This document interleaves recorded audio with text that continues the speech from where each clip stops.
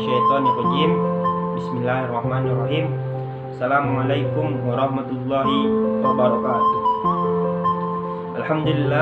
Alhamdulillahi nahmadu wa nasta'inuhu wa nastaghfiruhu wa na'udzu billahi ta'ala min syururi anfusina wa min sayyiati a'malina. May yahdihillahu fala mudhillalah wa may yudlil fala hadiyalah. Asyhadu an la ilaha illallah wa asyhadu anna Muhammadan abduhu wa rasuluh. Amma ba'du.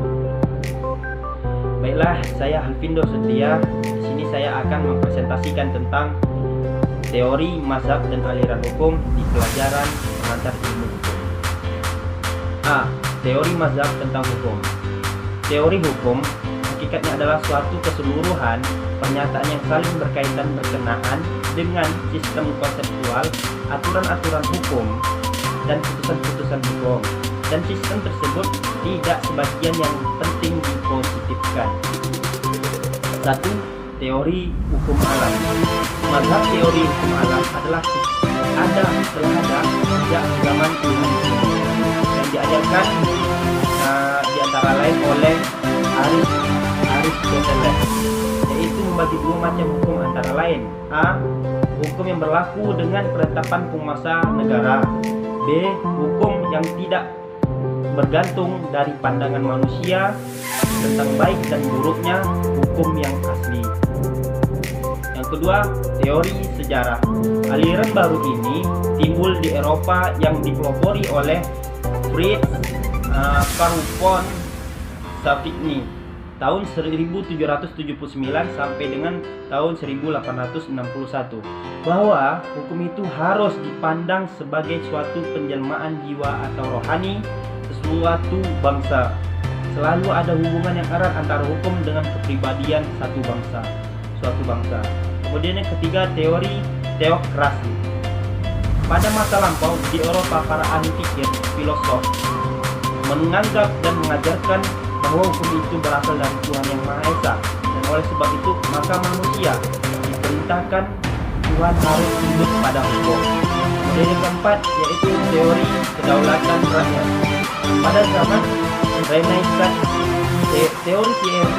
timbul teori yang mengajarkan bahwa dasar hukum itu adalah akal atau rasio manusia, aliran rasionalisme.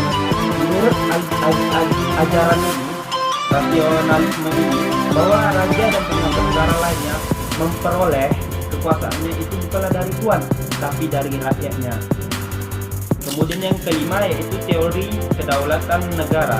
Pada abad 19, teori perjanjian masyarakat ditentang oleh teori yang mengatakan bahwa kekuasaan hukum tidak dapat didasarkan atas kemauan bersama.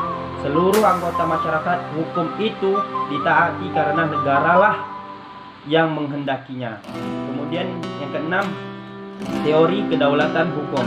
Profesor Mr. Robert Craig dari Universitas Leiden menentang teori kedaulatan negara ini. Beliau mengajarkan bahwa sumber hukum ialah rasa keadilan. Menurut Craig, hukum hanyalah apa yang memenuhi rasa keadilan dari orang terbanyak yang ditundukkan kepadanya. Kemudian yang ketujuh, teori azas keseimbangan. Profesor Mr.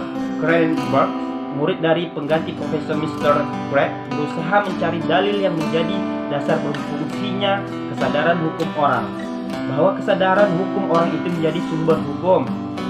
Dalil yang menjadi dasar berfungsinya kesadaran hukum orang dirumuskan sebagai berikut: setiap orang menerima keuntungan atau mendapat kerugian sebanyak dasar-dasar yang telah ditetapkan atau diletakkan terlebih dahulu. B. Aliran-aliran hukum. 1. Aliran positifisme hukum. Aliran positifisme hukum atau aliran legitimisme berkembang pada abad ke-19 setelah kepercayaan kepada ajaran hukum alam rasionalistik ditinggalkan orang. Prinsip utama menurut aliran positifisme adalah: A. Hukum yang ditetapkan dalam undang-undang, maka hanya peraturan perundang-undangan yang disebut hukum. Kemudian yang kedua, B. Hukum kebiasaan tidak dapat diterima sebagai hukum yang sungguh-sungguh. Dengan demikian, Dengan demikian, aliran legitisme sangat mengagungkan hukum tertulis dan beranggapan tidak ada norma hukum di luar hukum positif. Kemudian yang kedua, aliran hukum murni. Aliran hukum murni hanya menghendaki hukum sebagai norma yang menjadi objek ilmu atau menjadi objek ilmu hukum. Kemudian yang ketiga, aliran sosiologis. Menurut aliran sosiologis, hukum merupakan interaksi sosial dalam kehidupan masyarakat. Hukum adalah gejala masyarakat karena perkembangan hukum timbulnya berubah dan lenyapnya sesuai dengan perkembangan masyarakat itu sendiri.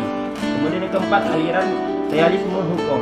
Aliran ini dikembangkan oleh ahli-ahli hukum realis di Amerika Serikat, antara lain Carl Lewin pada tahun 1893 sampai dengan 1962, kemudian Jerome Frank pada tahun 1889 sampai dengan 1957, Hakim Agung Oliver Wendell Holmes pada tahun 1841 sampai dengan 1935, dan ahli hukum Skandinavia, di mana para ahli realis yang menggunakan pendekatan sosiologis dengan semboyan hukum adalah apa yang dibuat oleh para hakim. Di dalam bidang filsafat, hukum mengakibatkan pergeseran perhatian dari dunia teori yang mendominasi pemikiran filsafat sebelumnya karena dunia praktek. Hal ini menerapkan hukum dalam kehidupan bermasyarakat, berbangsa, dan bernegara. Menurut Oliver Wendell Holmes, hukum bukanlah apa yang tertulis, tapi hukum yang sebenarnya adalah hukum yang dijalankan. Baiklah, hanya itu yang dapat saya sampaikan. Lebih dan kurang saya mohon maaf, dan apabila ada kata-kata yang salah, tolong dimaafkan. Wabillahi taufiq wal hidayah. Wassalamualaikum warahmatullahi wabarakatuh.